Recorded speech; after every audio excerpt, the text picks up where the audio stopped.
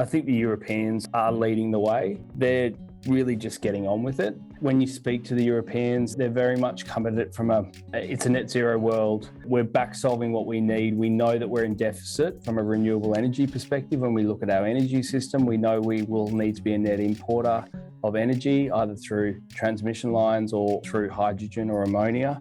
And so they're sort of getting on with it and solving it.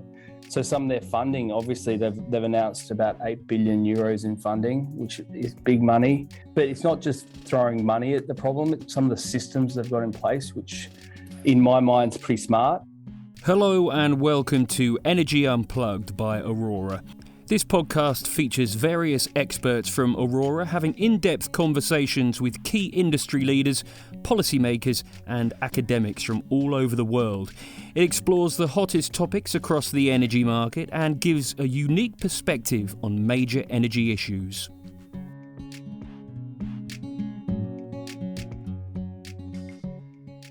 Welcome to Energy Unplugged. I'm Hugo Batten, Managing Director of Aurora in Australia. We have Rupert Maloney in today, alongside Weijie, a principal in our Australian office and an author of a new Aurora report on the economics of hydrogen in Australia. The focus for today's discussion is going to be hydrogen and the opportunities for the development of a hydrogen industry in Australia. Rupert's got a very diverse background, but a few headlines. He's currently the head of hydrogen at the Clean Energy Finance Corporation, an Australian government-backed green bank. Previously, he was GM of strategy at Ampol, an Australian fuels player, as well as a banker at Macquarie and a lawyer at Baker McKenzie. Rupert, welcome to Energy Unplugged. We're absolutely delighted you can join us. Great, thanks Hugo. And Matt, good to be with you. To start things off, the Clean Energy Finance Corporation has just released a major and excellent new report on hydrogen economics in Australia. I think it came out in May. Could you just talk us through some of the key takeaways from that report? Yeah, sure. Happy to. So we worked with Advisian, which is part of the Weijie group. We worked in this report for over a year, actually, and it's called the Australian Hydrogen Market Study. It looked at the cost competitiveness of green hydrogen across 25 different industry sectors, all within an Australian context. So what we were doing is essentially looking at the economic gaps of hydrogen cost, delivered cost for those different end-use applications, and then the gap to the alternative technologies, including that full supply chain cost and distribution costs.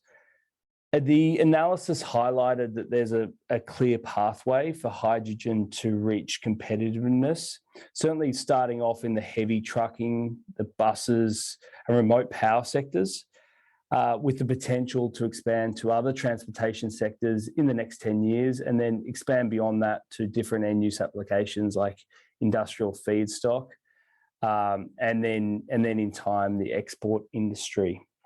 It was a good piece of work to really step through those economic gaps across those different end-use applications and highlight both how far away we are from being economic in those applications and a rough view on sequencing. I mean, there are a lot of reports out at the moment, as you know, about hydrogen.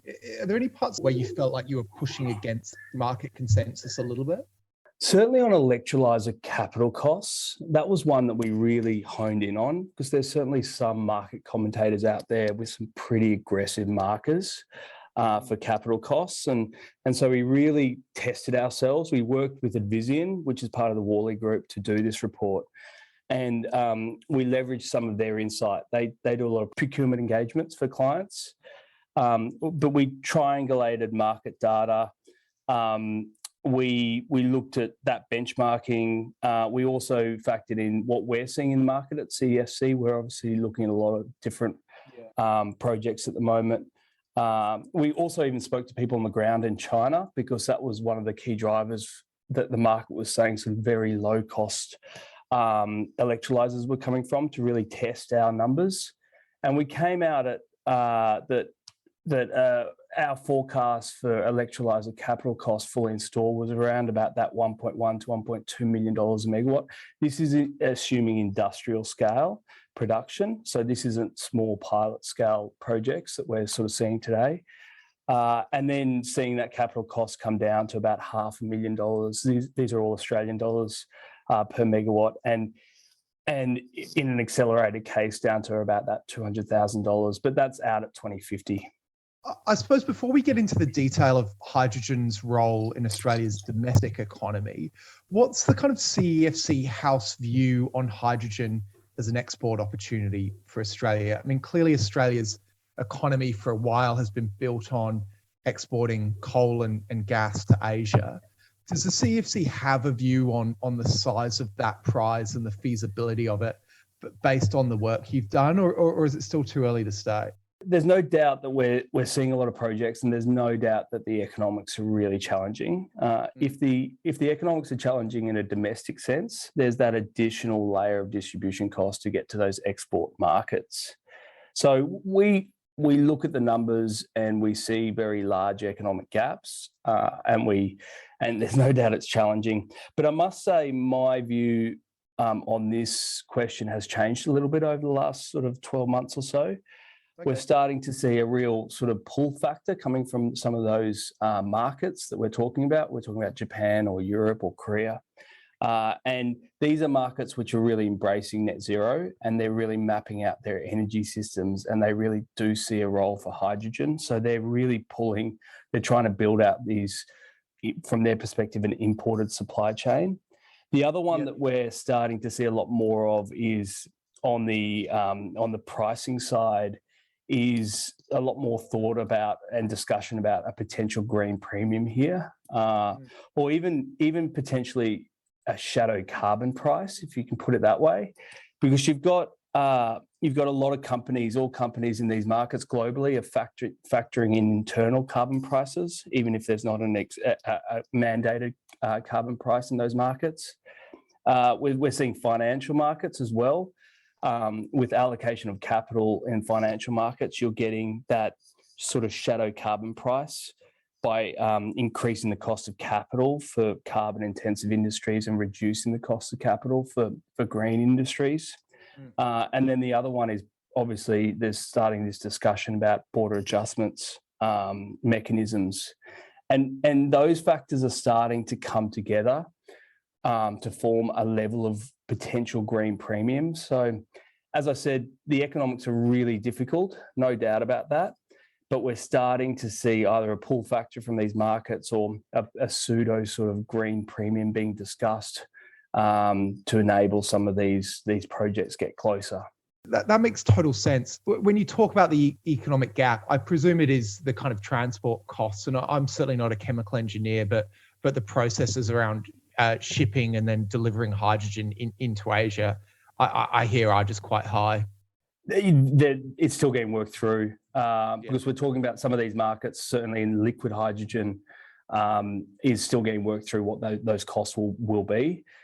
Obviously, ammonia is a derivative, so green ammonia, that is a tradable market today, so those costs can get factored in, but it is still getting worked through what that eventuates to.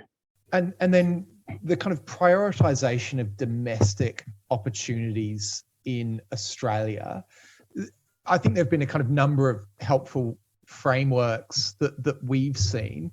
How's the CEFC thinking about that prioritization? You talked about a few of them there in terms of heavy vehicles and those kind of things. But how do you think through which business models and sources of demand will win long term?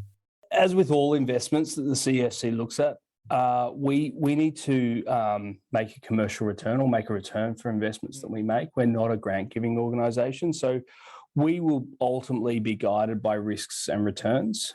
So we're agnostic on end-use applications. It's really which projects can get closer to having a commercial return to enable CEFC investment.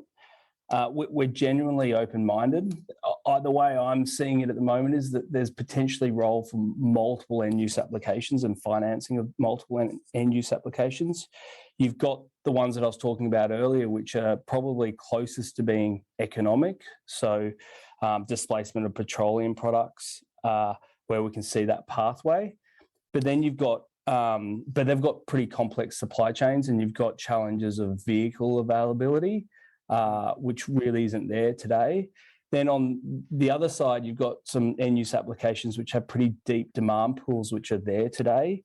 Gas blending is a good example of that, or transitioning ammonia from grey hydrogen to green hydrogen. But the economics are really challenging in those end-use applications because you're taking on natural gas and from a thermal value, so hydrogen really up against natural gas. So the economics are more challenging there, but the demand is there today. So I think you'll see a bit of both, or all those sort of end-use applications, which is a good thing. And so at CEFC, we'll get driven by those economics and the commerciality.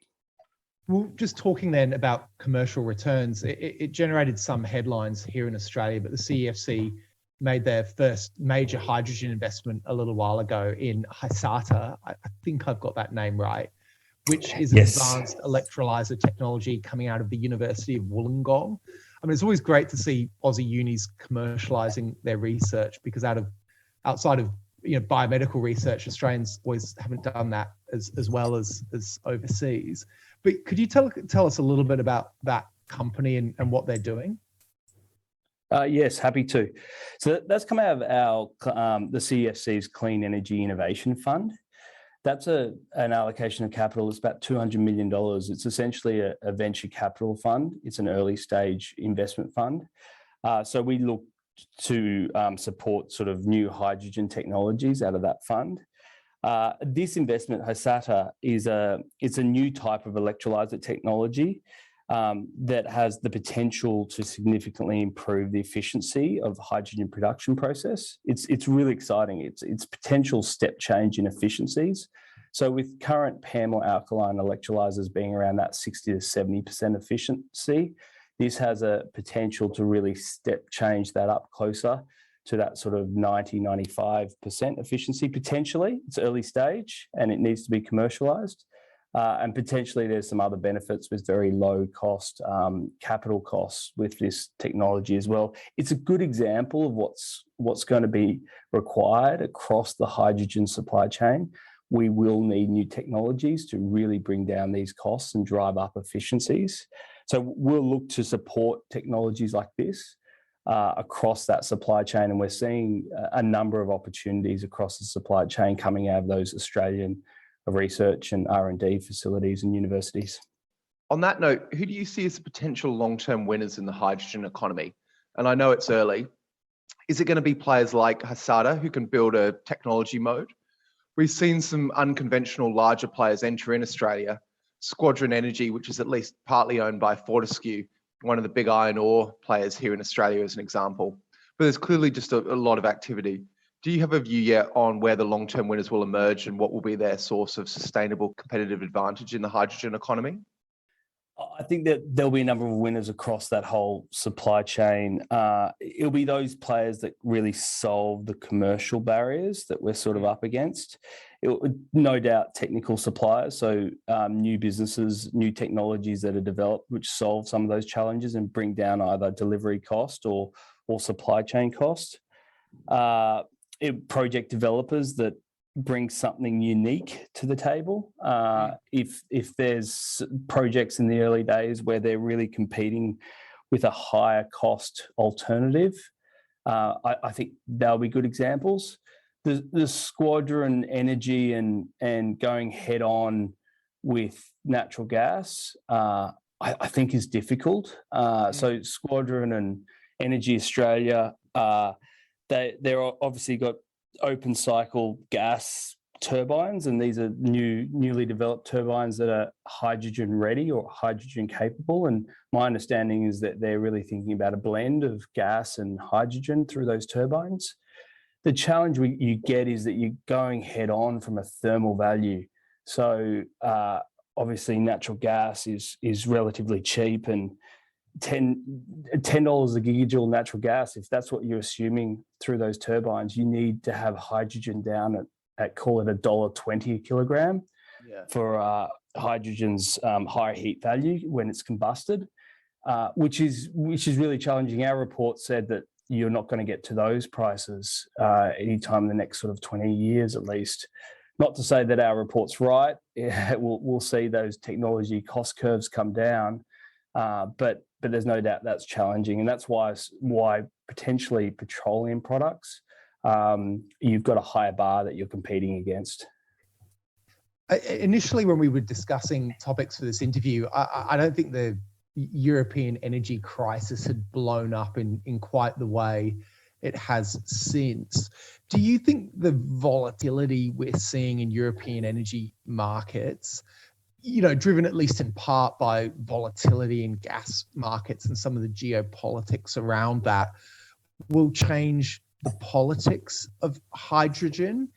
I mean, given those price deltas, it's still challenging, but do you see any discussion about that emerging yet? Or again, is it too early to say, and we'll have to see how this current kind of European energy crisis plays out? It's a little early because we're talking about, with all hydrogen projects, you're obviously building a long-term asset. So you're talking about a 20 to 30 year capital tenure for your capital cost there.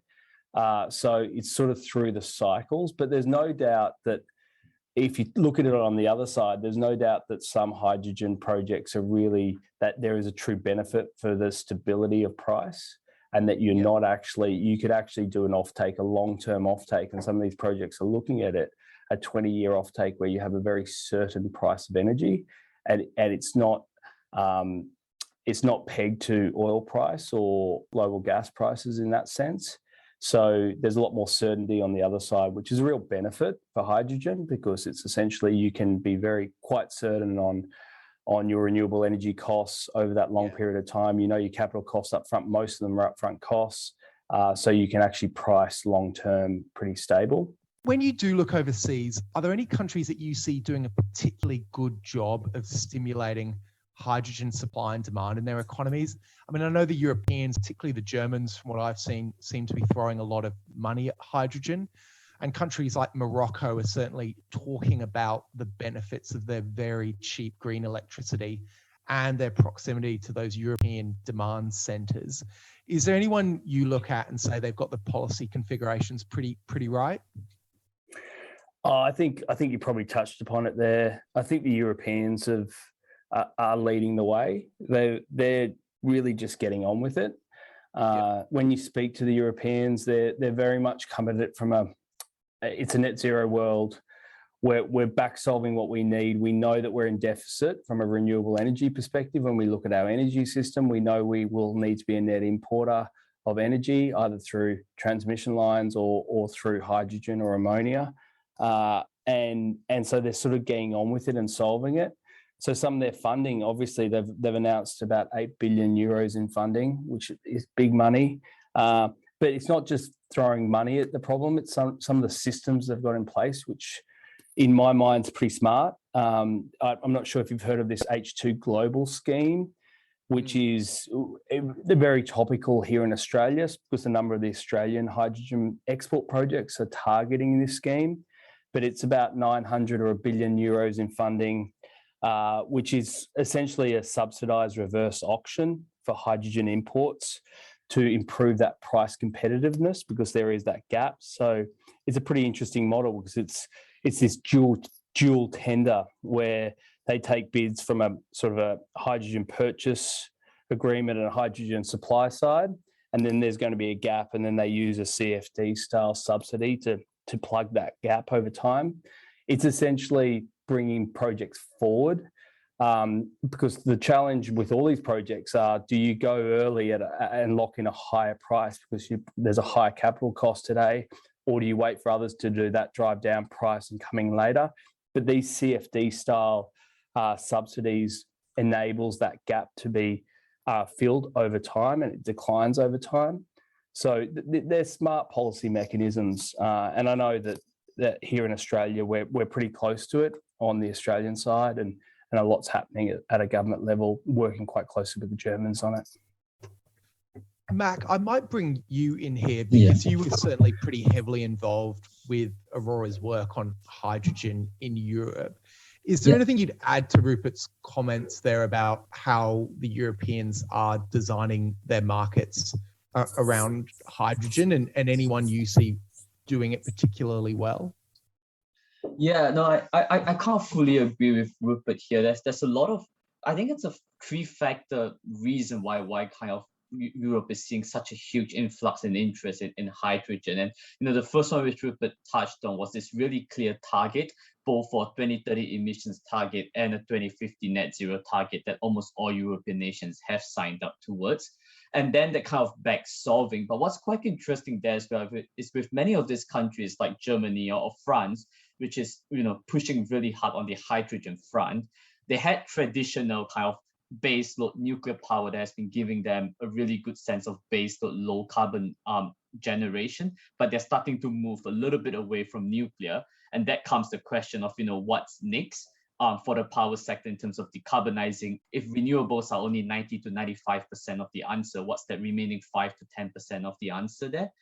There are also many other sectors similar to Australia where you just can't undergo decarbonization without some form of new technologies, and hydrogen is one of those key sources of fuel for things like industries, for example. And industry is the second largest in terms of GDP for Europe, and that was one of the key reasons as well, where you're seeing this need to decarbonize sectors which are a lot harder to decarbonize, and you want to get to this net zero target.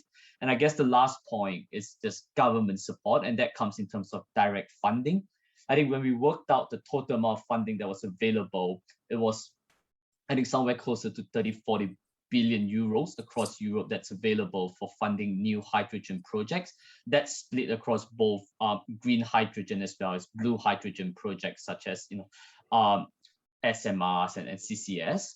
And on top of that, indirect support as well. So there are guarantees of origins, which are pretty much similar to LGCs in Australia, but instead of providing them to renewables, you're providing them to hydrogen facilities, and a very strong carbon price as well, which provides a clear market-based signal for industries to undergo decarbonization. So pretty much similar to what Rupert said, but perhaps maybe one or two more elaborations on some of these fronts.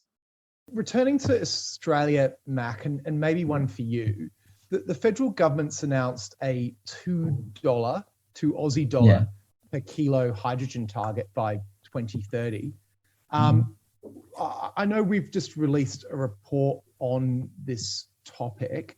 What are some of the key factors that will determine this? If you could just kind of break them out, and what kind of combinations of factors, I suppose, can get us to that target by 2030?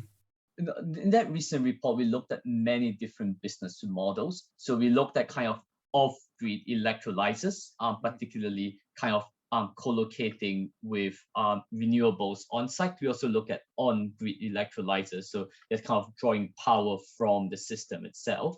And when we looked across the different business models, we found that an island model, so if you have an electrolyzer that's not connected to the power grid, but you have quite a bit of on-site renewables, does yield the lowest levelized cost of hydrogen by 2030. And to do that, you need to significantly oversize the amount of renewables that you have on site relative to electrolyzers. So I think when we looked at the economics, we're looking at something close to 2 renewable assets for every 1 unit of electrolyzer. That got us to an LCOH, or levelized cost of hydrogen, of roughly $4.50 per kilogram of H2, which is still quite a lot more than the Australian target of $2 or $2 per kilogram of H2. Now, it is possible to get there. In order to get there, we need to assume a much more aggressive CAPEX and other technological improvements. So CAPEX must decline by almost 50%. You then need to see significant decreases in fixed operating costs of electrolyzers, as well as the renewable CAPEX. However, quite interestingly, beyond technological improvements, we found that a key factor that would drive down costs is actually the weighted average cost of capital. So in that initial model that we ran, the $4.50 number that I quoted was based off a weighted average cost of capital of roughly 9%. If we lowered that to roughly 4 to 5%, we could actually see the LCOH of hydrogen, green hydrogen, getting down to roughly $2 per kilogram, $2.50 to be exact. So we can see that, without any technological improvements, if you could reduce this kind of weighted average cost of capital, you could actually get to that $2 quite realistically. And to reduce that weighted average cost of capital, government funding or support would be quite important. That kind of reduces the risk on a project, which then fits into the kind of WACC of the project itself. Rupert, is there anything you'd like to pick up out of that? I know you and the team at Envision and the CEFC did similar analysis. Do you think, particularly the lower electrolyzer CAPEX, which you touched on, but then the cost of capital reductions are going to be the keys to unlock lower LCOHs? Is there anything else you'd point to?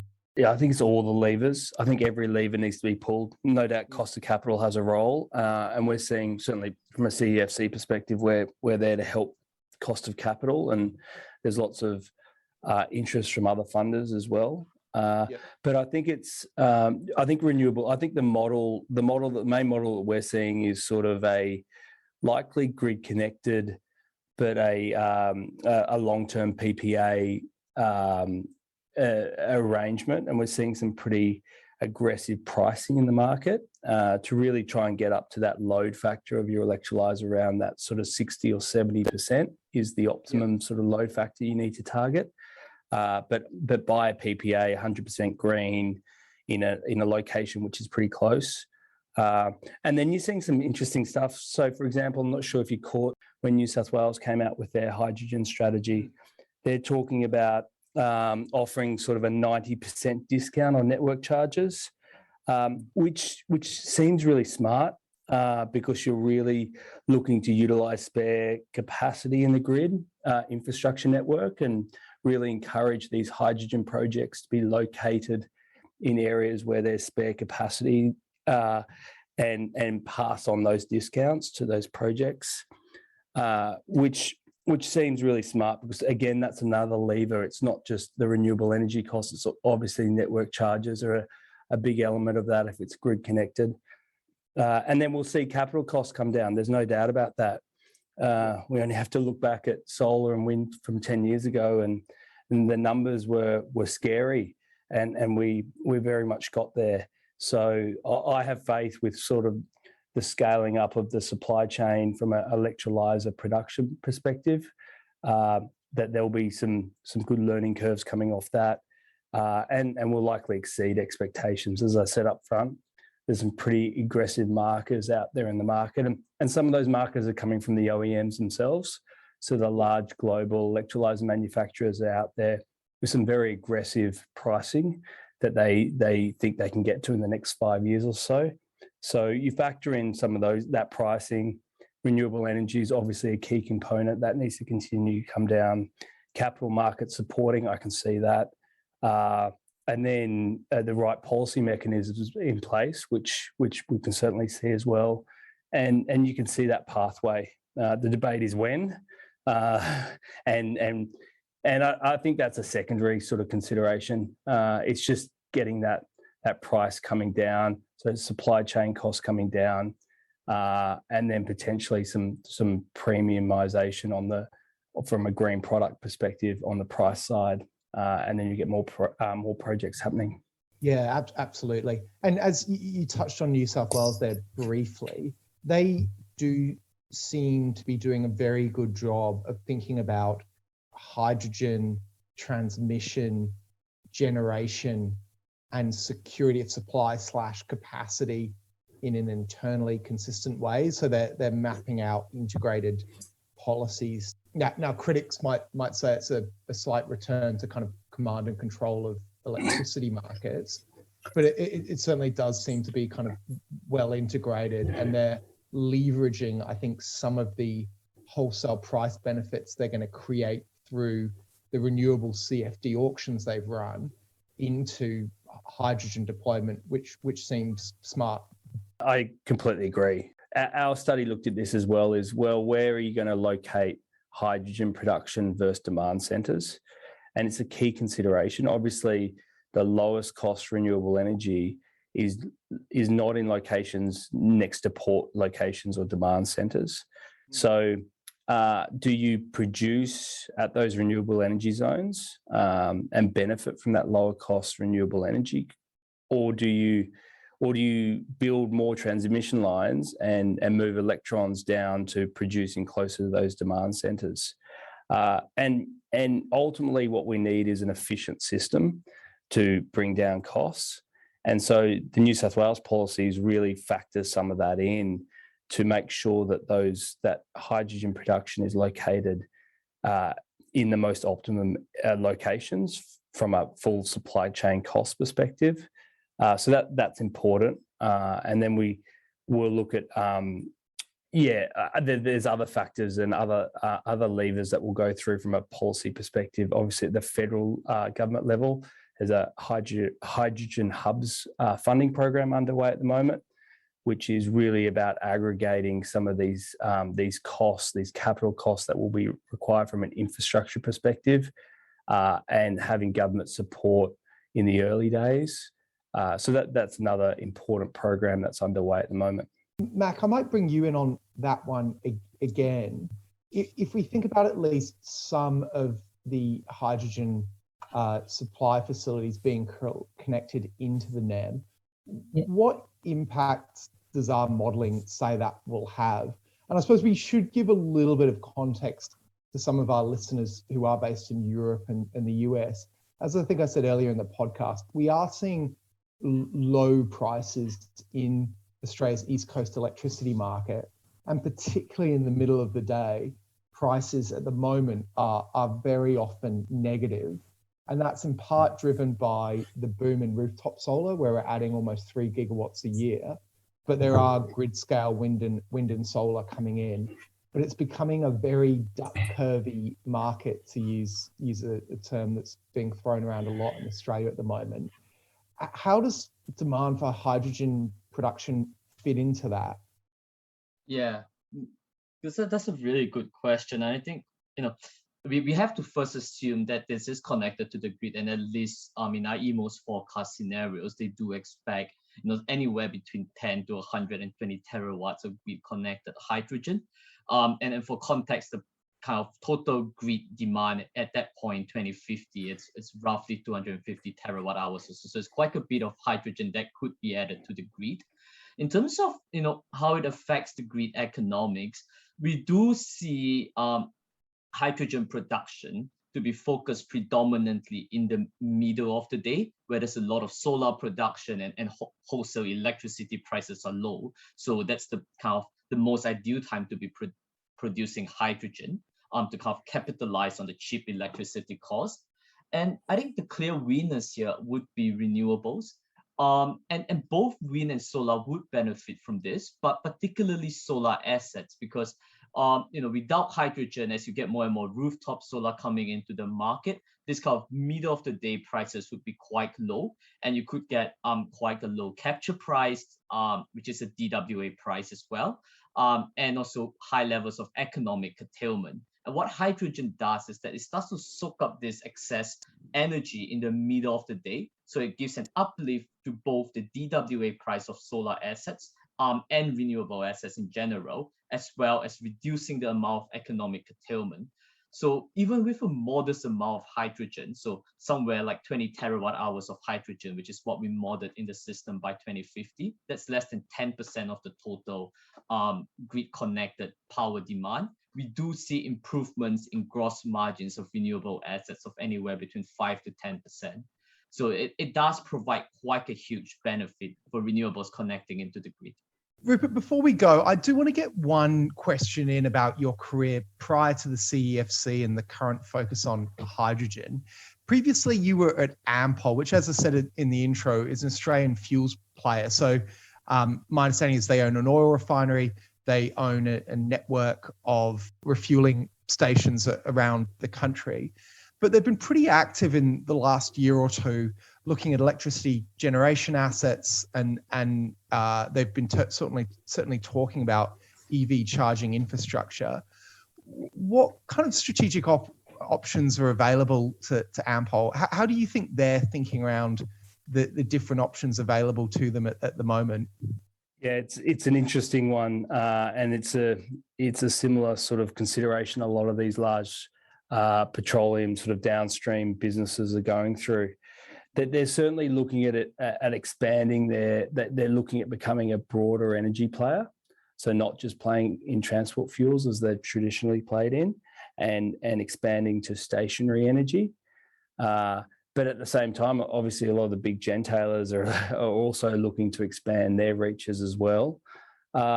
Electric charging, EV charging is a good example of that. They're certainly looking to offer that at their sites, and they see themselves having a strategic advantage doing that, obviously with the site locations. However, it's a difficult one, and we've seen this in Europe with BP and Shell and Total, certainly purchasing EV charging businesses. The business case is really difficult for EV charging for these sorts of businesses, because the vast majority of charging will be done at home or at work, and you don't need that ultra fast charging for most use cases. It's sort of in the order of 80 to 90% of charging will be done overnight at home if you've got access to sort of charging infrastructure just at home through trickle charging, so therefore, putting ultra fast charging in service stations, high capital costs, which aren't being used very often and that are a lower margin than you'll get off fuel sales, is a difficult one, certainly in the early days of EVs. As EVs expand, potentially the business case improves, but again, lots of capital costs up front.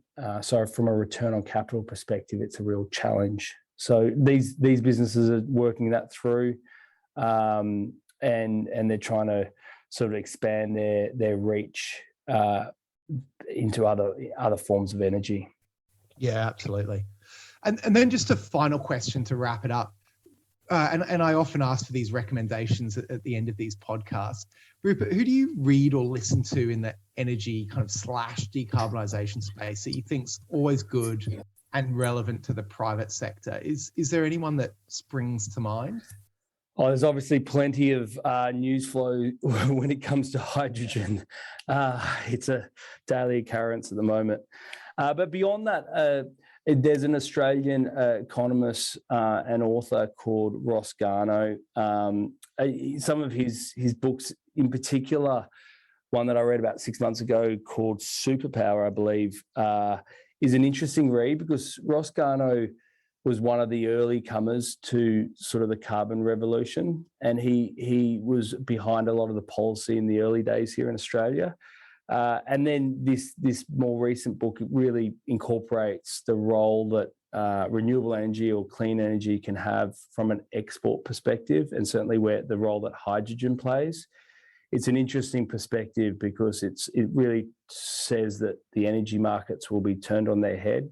There's an opportunity, certainly from an Australian perspective, to not just export iron ore or coal for it to be processed in overseas markets, but potentially use that renewable energy, that clean energy here in Australia to export value-added products like green steel or green aluminium or others. And there's been a lot of discussion about how realistic that is, certainly with Andrew Forrest out there talking a lot about green steel and its role. But Ross Garnaut takes it from the very beginning and steps it through. I think he does a pretty good job at it, and he brings an interesting perspective. Well, on that note, Rupert, thank you enormously for your time. We've covered a huge amount in 40 minutes, and it's been a great discussion. Thank you also to Mac. We're very appreciative. Thanks a lot, Hugo and Mac. Thanks, Hugo. Thanks, Rupert. That was Hugo Batten, Managing Director of Aurora in Australia, talking to Rupert Maloney, Head of Hydrogen at the Clean Energy Finance Corporation, and Weijie Mac, Principal in Aurora's Australia office. Do keep an eye on our podcast feed for more in-depth conversations with senior members of the energy industry. The best way to do this is to subscribe on whatever platform you use. Thanks for listening, and goodbye.